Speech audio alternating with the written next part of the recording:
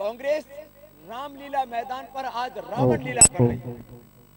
इसलिए मैं कहता हूं, आज कांग्रेस का हाथ आम आदमी, किसान और खुदरा व्यापारी के साथ नहीं, कांग्रेस का हाथ आज विदेशी कंपनियों के साथ है। और एक तरह से कांग्रेस पार्टी वॉलमार्ट सहित विदेशी कंपनियों का एजेंट हो चुकी है। रामलीला मैदान में आज जो रावण लीला कांग्रेस कर रही है, देश के वर्तमान और भविष्य के साथ खिलवाड़ करने का, अब इसका वही अंजाम होगा जो रावण का हुआ था हिंदुस्तान में। क्योंकि कोई राजनीतिक पार्टी यदि विदेशी कंपनियों के एजेंट की तरह व्यवहार करे तो राष्ट्रहित से ऊपर, आम आदमी से ऊपर, जिसके लिए विदेशी कंपनियों का हित सर्वोपरि हो गया हो, ऐसी राजनीतिक पार्टी को इस देश में राजनीति करने का अधिकार नहीं। और जिस राजनीतिक पार्टी को 50 करोड़ के करीब पूर्ण रूप से जो देश के लोग बेरोजगार, उनकी चिंता नहीं, एक हेराल्ड नाम के अखबार को अपने राजनीतिक पार्टी के फंड से पैसे दे दिए जाते हैं कि वहां के 700 कर्मचारी बेरोजगार हो जाएंगे। 50 करोड़ के करीब लोग आंशिक या पूर्ण रूप से बेरोजगार, उनकी चिंता, आम आदमी की चिंता कांग्रेस को नहीं। यह राजनीतिक फंड का दुरुपयोग ही नहीं है। हम तो चुनाव आयोग से यह आग्रह करेंगे कि टीएन शेषन की तरह वो हिम्मत दिखाएं और जो सुब्रमण्यम स्वामी ने अर्जी दी है इस राजनीतिक पार्टी की मान्यता रद्द करने की, उस दिशा में गंभीरता से काम करें।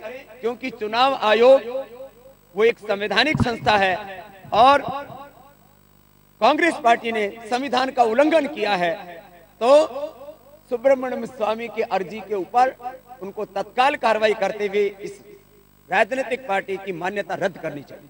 भाई अशोक खेमका जी ने प्रशासनिक सेवाओं में एक आदर्श भूमिका निभाई। वो एक रोल मॉडल हैं, आइकॉन हैं वर्तमान भारत के ईमानदार देशभक्त अधिकारियों, और उनके ऊपर जिस तरह से कांग्रेस पार्टी निशाना साध रही है, उनको डरा रही है, धमका रही है, उनको जान से मारने की धमकियां दी जा रही है गुंडों के द्वारा, ये बहुत ही दुर्भाग्यपूर्ण है।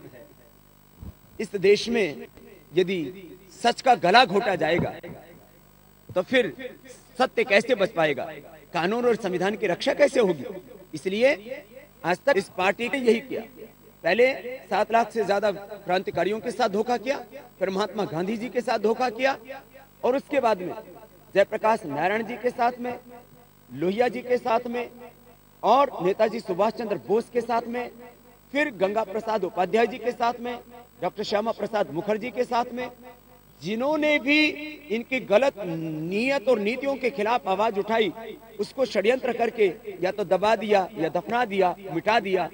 अब ये इनके क्रूर जो साजिशें हैं, इनका पर्दाफाश होना चाहिए और इस पार्टी के पापों के ऊपर अब लगाम लगानी चाहिए। इजी मनी, इजी पॉपुलर होने के तरीके, इजी स्टैब्लिशमेंट होने के तरीके कभी भी अच्छे नहीं माने जाते हमारे यहाँ। हमारे यहाँ बोला जाता है अपनी लकीर बड़ी करो। जहां जहां देश में गंदगी है, पाप है, अत्याचार है, भ्रष्टाचार है, उसके ऊपर जरूर आवाज उठानी चाहिए, लेकिन अपनी लकीर इतनी बड़ी करनी चाहिए कि लोग कहें भाई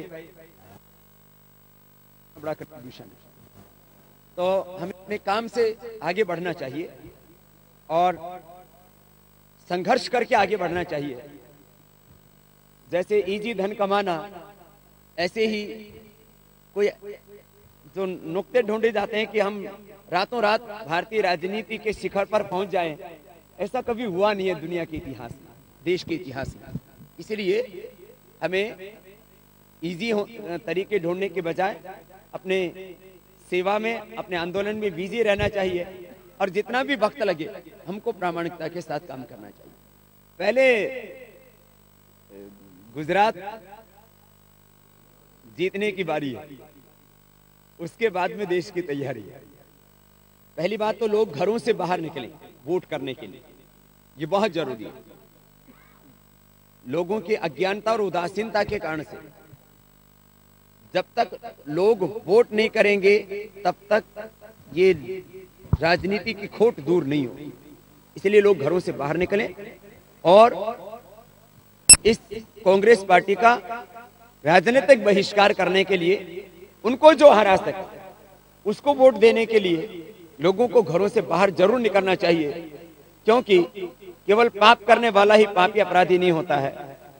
वो पाप यदि हमारी आंखों के सामने पनपता है और हम उसका मौन समर्थन कर देते हैं या उसको पनपने देते हैं तो भी हम पाप के भागीदार हो जाते हैं। पूरे राजनीति के संधियारे में गुजरात एक रोशनी का काम कर रहा है।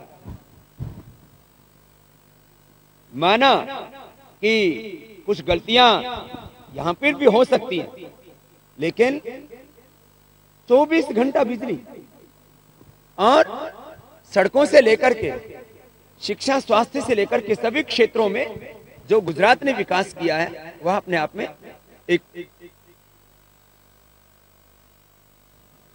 नजीर है राजनेताओं के लिए। और अच्छा कोई काम करता है तो उसकी बड़ाई सभी लोगों को करनी चाहिए और उससे सीखना भी चाहिए। भारत के प्रधानमंत्री को भी बहुत कुछ सीखने जैसा गुजरात।